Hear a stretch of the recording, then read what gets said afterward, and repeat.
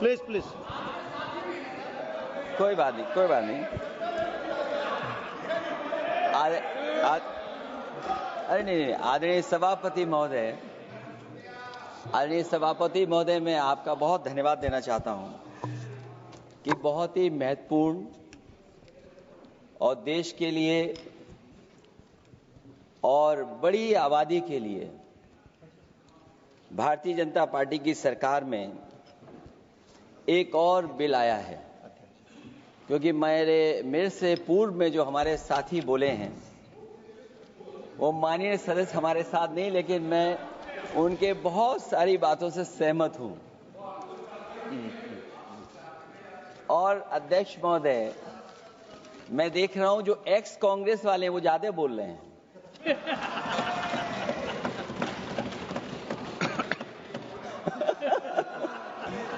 आदरणीय अध्यक्ष महोदय,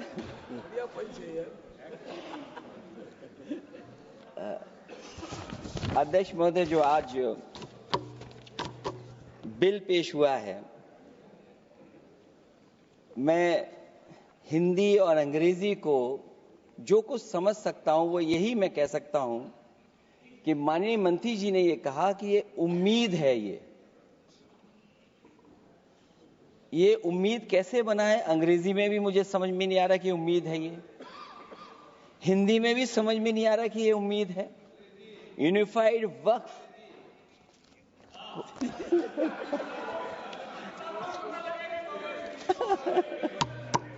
अध्यक्ष महोदय, यूनिफाइड वक्फ मैनेजमेंट,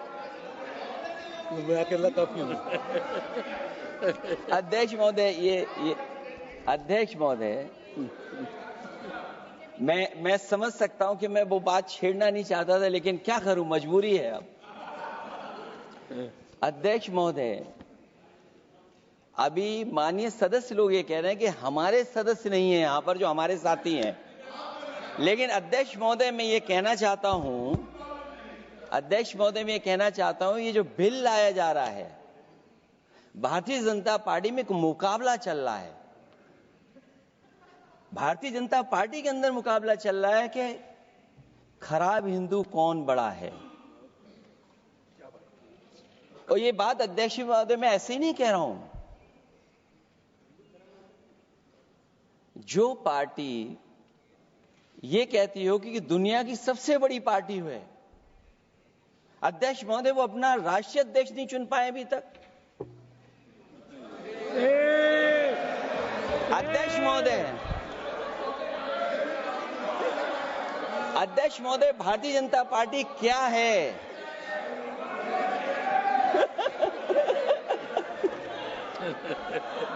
जी, मैं अखिलेश जी ने बहुत हंसते हंसते कहा है, इसको हंसते हंसते जवाब देना।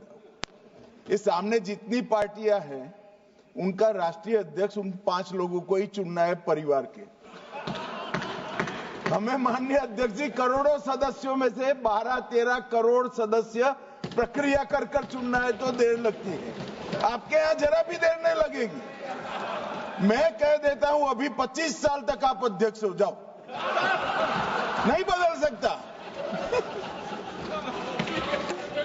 अध्यक्ष महोदय, क्योंकि जो बात निकल के आई है वो मैं फिर आगे बढ़ा दूं। अध्यक्ष महोदय, जो बात सोशल मीडिया या और जगह गुपचुप हो रही है, कहीं ऐसा तो नहीं था कि अभी कुछ दिन पहले यात्रा जो हुई है वो कहीं 75 वर्ष की एक्सटेंशन वाली यात्रा तो नहीं थी। अध्यक्ष महोदय, ये जो इस बार जो वक्फ बिल आया है, नाकामी का पर्दा इस बार है वक्फ बिल। और नाकामी कोई एक आध नहीं है, मैं कई नाकामियां बता सकता हूं। अभी मैं माननीय सदस्यों को सुन रहा था, वो पुराने कई बिल उनके बारे में चर्चा कर रहे थे कि कितने प्रोग्रेसिव बिल लेकर के आए हैं। मुझे याद है मैं उत्तर प्रदेश में उस समय था और मुझे लगा कि शायद इनकी वो बात ठीक होगी। एक ये बहुत तैयारी के साथ फैसला लेकर के आए थे और फैसला ये लिया था आधी रात के आज के बाद नोट नहीं चलेंगे, नोट बंद हो जाएंगे। अध्यक्ष महोदय, उस नोटबंदी नाकामी के बारे में भी तो चर्चा हो जाए कि अभी भी न जाने कितनी जगह पर कितना रुपया निकला जा रहा है, कितना निकल करके आ रहा है। केवल नाकामी नोटबंदी की नहीं, नाकामी बेरोजगारी की भी है, नाकामी महंगाई की भी है, नाकामी किसान की आय दोगुनी नहीं कर पाए वो भी इनकी नाकामी है। मुझे याद है एक माननीय मंत्री जी पूरे देश की नदियों के बारे में बीओडी बता रहे थे, लेकिन माननीय मंत्री जी ये भूल गए कि उनके शहर में, उनके क्षेत्र की जो नदी है उसकी बीओडी क्या है। गंगा क्या साफ हो गई, यमुना क्या साफ हो गई, स्मार्ट सिटी क्या बन गई, क्या गोद लिए हुए गांव इन्होंने गोद से उतार दिए, उनकी क्या दुर्दशा है। इसलिए मैं कहना चाहता हूं, ये नाकामी का पर्दा इस बार वक्फ बिल बना है। और सबसे बड़ी बात तो यह है कि जिसके लिए फैसला होना है उसकी बात को अहमियत न देना भी नाइंसाफी है। अध्यक्ष महोदय, नाकामी केवल यहां तक नहीं है। और भारतीय जनता पार्टी क्या है, मैं केवल एक पुरानी घटना याद करता हूं। एक बार फैजाबाद अयोध्या में एक कार्यक्रम था, उसमें बड़ी तैयारी की गई थी और तैयारी के साथ कलाकार मुंबई से बुलाए गए थे। हो सकता है वो सहमति दिल्ली से ना रही हो, केवल लखनऊ की सहमति से हो रहा हो कार्यक्रम। और जब कार्यक्रम की पूरी तैयारी हो गई, भगवान श्री राम बनकर के कोई आ गया, लक्ष्मण बनकर के कोई आ गया, मां सीता भी बनकर के कोई आ गया, हनुमान जी, और भगवान हनुमान भी बनकर के कोई आ गया। लेकिन जब लखनऊ से वो हेलीकॉप्टर उड़ा और अयोध्या पहुंचा तो सब लोग थे, लेकिन उसमें हनुमान नहीं थे। अध्यक्ष महोदय, मैं भारतीय जनता पार्टी के लोगों से कहूंगा कि जानकारी करिए कि आखिरकार भगवान श्री राम थे, लक्ष्मण थे, सीता थी, लेकिन हनुमान क्यों नहीं थे? हनुमान इसलिए नहीं थे, शायद उनकी जात या धर्म कुछ और था। अध्यक्ष महोदय, ये देश मिली जुली संस्कृति से चला है। कुछ हमने सीखा, कुछ उन्होंने सिखाया। और जो लोग ये कहते हैं कि हम सबको बराबरी का हक देते हैं, अभी कुछ दिन पहले ईद निकली है। अध्यक्ष महोदय, वो परंपरा रही है, न केवल मैं जाता हूं बल्कि कोई दल का नेता ऐसा नहीं न जाता हो उस कार्यक्रम में शामिल होने। भारतीय जनता पार्टी के जो मुख्यमंत्री, उप मुख्यमंत्री, वो भी जाते हैं, उप मुख्यमंत्री, सभी धर्मों के नेता आते हैं। लेकिन पता नहीं इस बार क्या साजिश थी, षड्यंत्र था कि वहां पर कुछ पाबंदी लगी हुई थी। अगर किसी कारण पाबंदी लगी हुई थी तो बात समझ में आती है, लेकिन जब जानकारी हुई है, किसी को नहीं पता था कि पाबंदी क्यों लगी है कि आप नहीं जा सकते वहां पर कार्यक्रम में शामिल होने। क्या यही भारत है, यही संविधान हमें रास्ता दिखाता है? अध्यक्ष महोदय, मंत्री जी बताएं हमें, वो खुद भी माइनॉरिटी हैं, भगवान बुद्ध के रास्ते पे चलते हैं। भगवान बुद्ध का रास्ता दूसरा है। हम आपको अपना मानते हैं तब भी जब आप हमारे बहुत सारे ग्रंथों को नहीं मानते हैं, तब भी हम आपको अपना मानते हैं। आप हमारे पुराणों को नहीं मानते हैं, आप हमारे उपनिषदों को नहीं मानते हैं। लेकिन सोचिए, हम हिंदू वो लोग हैं जो आपको स्वीकार करते हैं और गले लगा करके चलते हैं। अब मैं दूसरे धर्म पे नहीं जाऊंगा, कोई नाराज हो सकता है। मैं दूसरे धर्म के बारे में नहीं जा सकता, मैं केवल यही बताता हूं। और मैं उत्तर प्रदेश में, अध्यक्ष जी, जहां से आता हूं, मैं अपमान नहीं कर रहा हूं, मैं सच बोल रहा हूं।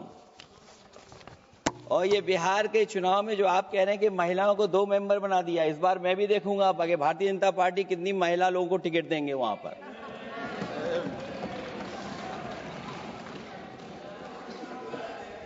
अध्यक्ष महोदय, भाजपा जब भी कोई नया बिल लाती है तो वो अपनी नाकामी छुपाती है। भाजपा वाले मुसलमान भाइयों की वक्फ की जमीन चिन्हित करने की बात कर रहे हैं, जिससे महाकुंभ में जो हिंदू मारे गए हैं या खो गए हैं उनको चिन्हित करने की बात पर पर्दा पड़ जाए।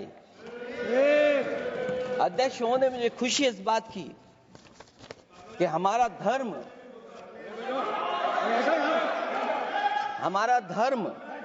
अध्यक्ष महोदय नहीं कुछ कहना चाहते हैं नहीं प्लीज, उनको अलाउ नहीं किया। अध्यक्ष महोदय, कुंभ में आस्था सबकी है, कोई ऐसा नहीं जिसकी आस्था ना हो। और कुंभ कोई पहली बार नहीं हो रहा था। ये भारतीय जनता पार्टी के लोगों ने ऐसा प्रचार किया कि 144 वर्षों के बाद पहली बार महाकुंभ होने जा रहा है और लोग निकल पड़े। सरकार ने कहा कि हमारी तैयारी 100 करोड़ की है। आप कहते टेक्नोलॉजी का हम इस्तेमाल करेंगे, जमीनों को हम मैपिंग कर करके डेटा एंड रिकॉर्ड ठीक करेंगे। अध्यक्ष महोदय, ये बताएं कि वो 30 लोग कौन थे, उनके नाम क्या थे जिनकी जान चली गई, न केवल जान जाने वालों की, बल्कि अध्यक्ष महोदय ये सरकार बताए कि जो लगभग 1000 हिंदू खो गए हैं, जो अभी तक नहीं मिले, जो अभी तक नहीं खोज पाए हैं, वो 1000 हिंदू की सूची कहां है? और फिर धर्म कारोबार की बात है, जो ये लोग गोली। अध्यक्ष महोदय, मैं कार सेवक वाली बात इसलिए नहीं छेड़ना चाहता हूं। अध्यक्ष महोदय, ये शायद माननीय सदस्य जानते नहीं कुछ सच्चाई नहीं जानते। अध्यक्ष महोदय, ये संविधान की वजह से, संविधान को बचाने के लिए, हिंदू एकता को बचाने के लिए कुछ फैसले लिए गए, लेकिन एफआईआर हम लोगों पे नहीं लिखी गई थी। एफआईआर उन पे लिखी गई थी जो बेचारे तैयार हो गए थे सुबह, लेकिन पता नहीं कहां से फोन आया था, कहा था कि अब तैयार तो हो गए हो लेकिन आप शिलान्यास में नहीं आ सकते। बहुत सही। इसलिए बात को इधर से उधर नहीं में ले जाना चाहता। अखिलेश जी, जरा वक्त पे भी आ जाओ। अच्छा, वक्त पे आ रहा हूं। नहीं, वक्त पे अध्यक्ष इसलिए आ रहा हूं क्योंकि वक्त समझने के लिए भारतीय जनता पार्टी की सोच क्या है। और ये अध्यक्ष महोदय जब ये कह रहे हैं कि इससे कारोबार होगा, अध्यक्ष महोदय, धर्म की चीजों से कारोबार नहीं हो सकता। हमारे उत्तर प्रदेश के मुख्यमंत्री जी ने भी कहा कि कारोबार होगा। वो 30 की गिनती में उलझे हुए हैं, जैसे 30 मार खाए वो। उनसे पूछा कि जान कितनी गई, वो 30। उनसे पूछा कि कारोबार कितने का होगा, 30 गुणा 10,000 करोड़। सोचिए, कुंभ हमारा क्या कारोबार की जगह है? और फिर उसका कौन नापेगा, कैसे नालाएगा? और फिर हमारे माननीय मंत्री जी कह रहे हैं कि जमीन, चाहे वो रेलवे की हो, चाहे वो डिफेंस की हो, वो भारत की जमीन है। मैं भी स्वीकार करता हूं कि रेलवे की जमीन भी भारत की है, डिफेंस की भी जमीन भारत की है।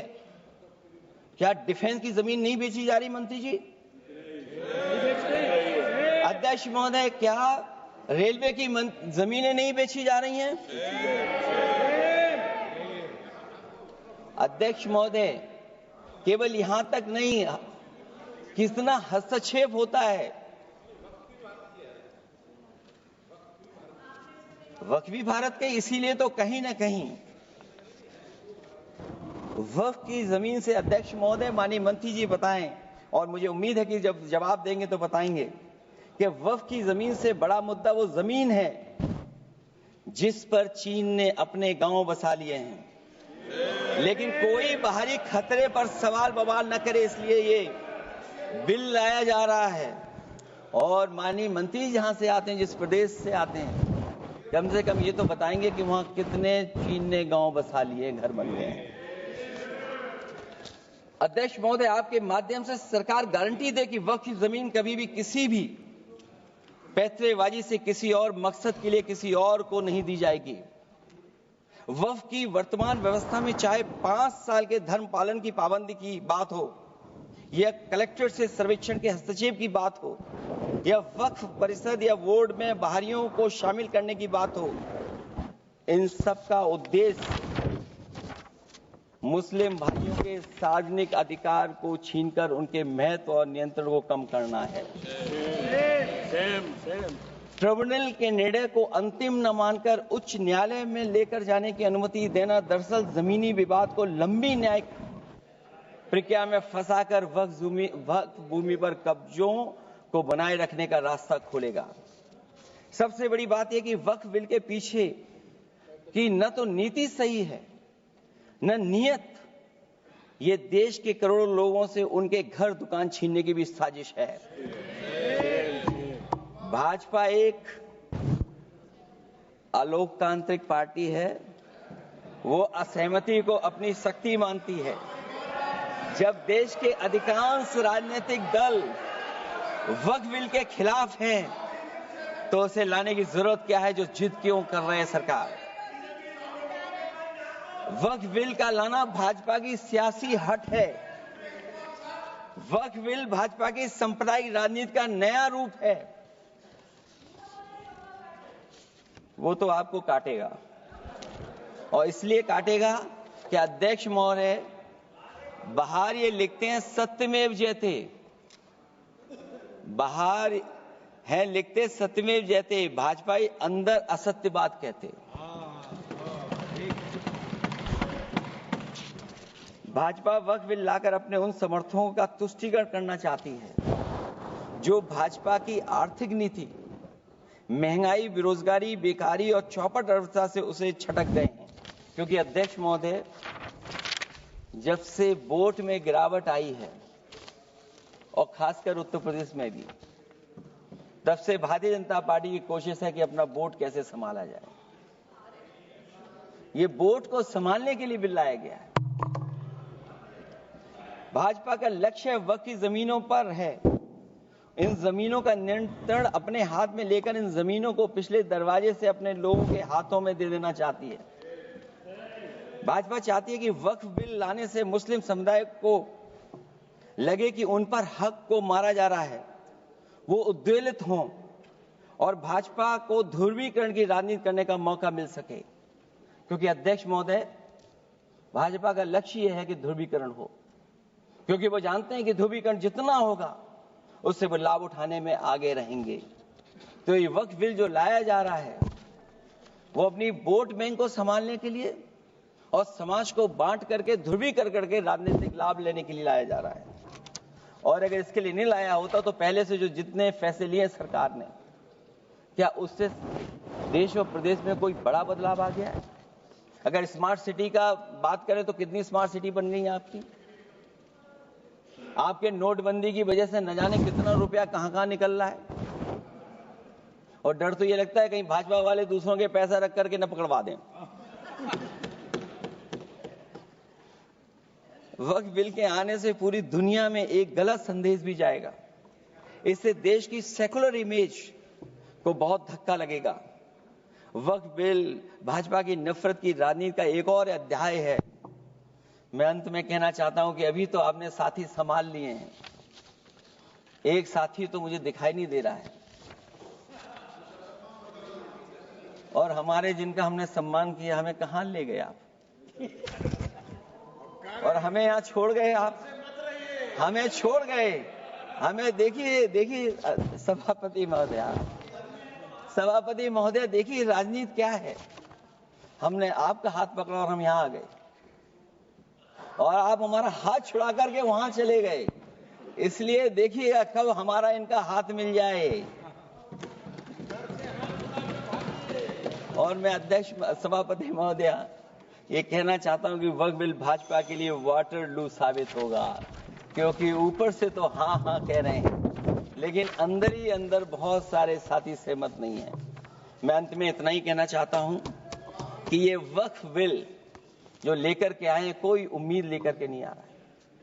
ये सोची समझी रणनीति का हिस्सा है, क्योंकि इनका जो वोट बिखर गया है, ये मुस्लिम में भी बंटवारा चाहते हैं। मुस्लिम इस्लाम धर्म में कहीं बंटवारा नजर नहीं आता है, लेकिन इनकी कोशिश है कि इस बिल के माध्यम से हम मुस्लिम भाईचारा में भी बंटवारा कर दें। बंटवारा तो पीडीए करेगा अभी, अभी देखिएगा सभापति महोदया, हमारे एक सदस्य कह रहे थे कि चुनाव बहुत अच्छा होता है। इनसे बेहतर किसने चुनाव देखा होगा? चलिए धन्यवाद। वोट ही नहीं डालने दिया। चलिए सभापति महोदया, मैं धन्यवाद देता हूं। मैं और अपने दल और साथियों के साथ कहता हूं कि समाजवादी पार्टी बिल का विरोध करती है। वोट पड़ेगा तो हम इसके खिलाफ वोट डालने जा रहे हैं।